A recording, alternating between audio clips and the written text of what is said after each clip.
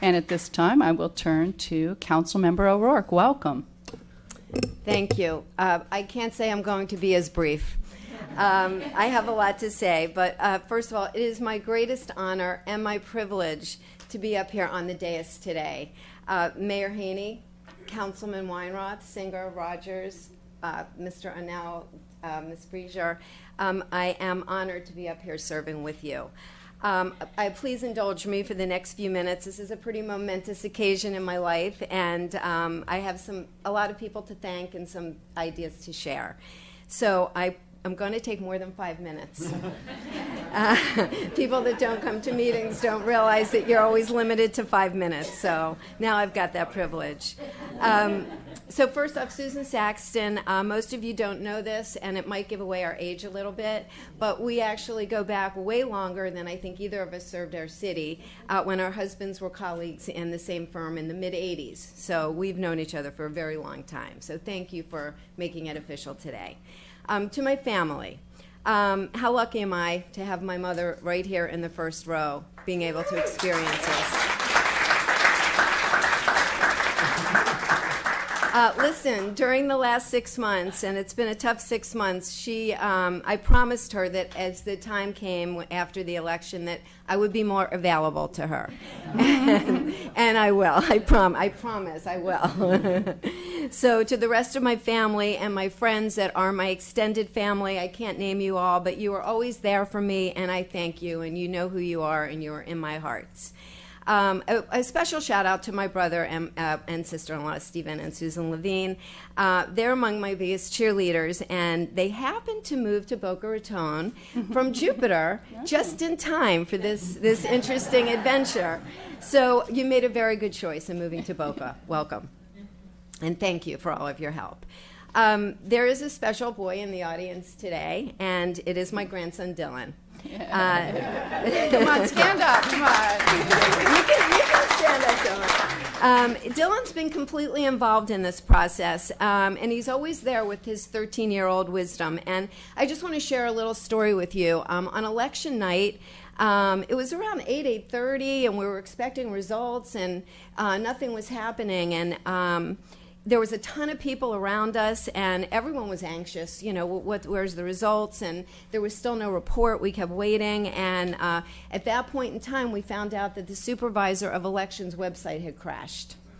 And so there was no information, and we were all, I was getting, now I'm getting nervous. And I think Dylan was getting a little nervous too, and he could see that I was. And he grabbed me for a minute off to ourselves, and he grabbed my hands in his hands, and he said, Grandma, just look me in the eyes and just breathe deep. Everything's going to be okay.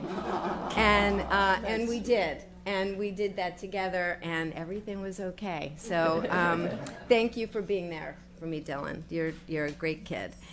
Thank you for watching out for me. To my number one teammate, my partner, George O'Rourke. I'm going to get emotional. This man is there every single day from early morning till late at night, through thick and thin, through ups and downs. He has soldiered on right by my side no matter what. I am proud of you. He's crying. I could not ask for a better partner. Thank you, my love. Thank you. Today, I will not forget the one most dearest to my heart, and that is my daughter, Melissa. Melissa, in my fervor and my excitement on March 14th, I thanked everyone. I think I thanked my dry cleaners. I didn't leave anybody out, but I overlooked my special, beautiful girl. And so thank you, Melissa. You provide the light in my life. I will share with all of you that when I first started this journey, she was really not so sure that I should be doing this, and mostly because she just didn't want to see her mom get hurt. But she saw my resolve, and when she saw my resolve, there was no more question. She was all in, behind me, all the way, and she has provided an amazing support system for me. She always brings a sense of humor, and along with her beautiful, unique, creative spirit, I could not do this without you. Thank you, thank you, thank you. I love you. To my dear, dear friends, To my army of volunteers who I heard you all, I heard you, I see you all. You are my dear friends. You are the people that never said no to me, people that were committed to our success. Thank you for standing by me, for encouraging me. Thank you for believing in me. From boots on the ground, plain hard work, openly endorsing me, running around with signs, making signs, writing letters, walking neighborhoods, inviting me into your homes, and most of all, offering me your spiritual guidance. I wish I could name you all. I know almost every face that I'm looking out here, and I would not be up here if it was not for each and every one of you. There is no way to express my gratitude. So all I can say is thank you all so much for believing in me. Guiding me through this journey, I had a few very close advisors who deeply believed in my message and my purpose, always helping me navigate through what was, for me, really uncharted waters. To these wise people, I have a deep appreciation. You know who you are. And my professional advisors who are here, Richard and Francine, you were steadfast in your approach. You helped me stay grounded, focused, and professional. And I thank you for that. You all guided me well, and you are a gift to me. So now, on to the future. So is my 5 minutes up yet? Okay. Getting here was an unexpected journey for me. While I sit up here for the next 3 years, I will never forget that this is not my seat. This belongs to all of you, and I will remember that. As most of you know, during the campaign, one of the things I most often said to people was, I'm not a politician. I don't know, maybe I am now. But I always just wanted to really be a voice of the residents. So now that you've given me that opportunity, it is time to put those words into action. We have work to do. And it's clear from the results of the past few months that the residents of our town expect more. I'm ready to work with each one of you and to lead toward a more responsive, collaborative city hall, business community, and resident relationship. We do good things in this community. We have wonderful resources, but we always have to keep in mind that our most important resource is the people of Boca Raton, and I will remember that. I promise you that.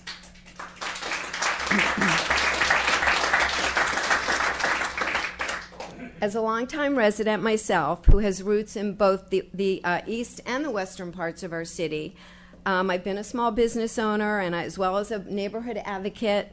I have a vision that we can and we will do even better. I see us being more creative and more balanced. I will stay centered. I will be fair. I will continue to be an independent thinker. My decisions will always be based on what is best in the long-term interest of our community. That's what my decisions will always come down to. I had dinner with a friend a couple nights ago, a week or two ago actually now, and the long-term resident of Boca Raton, and he said to me, Andrea, be exceptional in your service to the community. And I love that advice, and I will take it to heart. As we progress and we continue to develop, which we all know is inevitable, we must do it with a compelling public purpose for each of our decisions and an understanding of the legacy and the decisions that we create. As we plan and we continue our redevelopment, we must pay as much attention to our open space, our green space, and Boca's unique beauty as we do to the nuts and the bolts of building themselves, because how well projects interact with our existing community is vital to our livability. That's what I believe in. We must be proactive in regard to the impacts of density, recognizing that we have to identify and implement better ways to address traffic volume and mobility needs. It's important to be honest and address the realities of the current concerns of residents regarding these issues. Moving forward, it is crucial that we plan infrastructure in advance and handle future development. Bottom line, we will look at new projects. As we look at new projects, I hope to see significant things that contribute to our community, things that are exceptional. And that is really the heart of what I want to accomplish. I want to support exceptional people to serve on boards. I want to attract exceptional developers to our community who have exceptional architects. I hope to see projects that will encourage a creative component that will showcase exceptional ideas, all of which will make Boca Raton an even more remarkable place. I don't want the future growth of our city just to be based on density, because that's too simplistic. We can do better than that. We can be more exceptional than that, and I know we will be.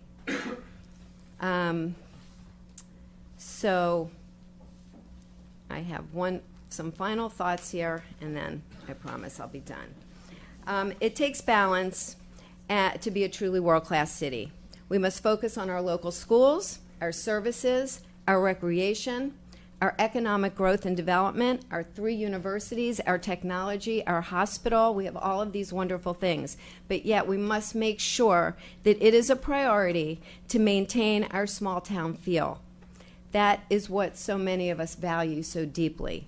It will take balance, it will take vision, it will take collaboration of working together with all of us.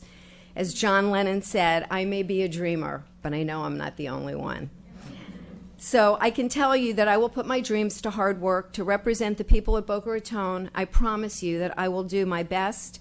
We have work to do, and I am ready to do that work. Thank you for giving me this amazing privilege to serve you. I am truly, truly honored.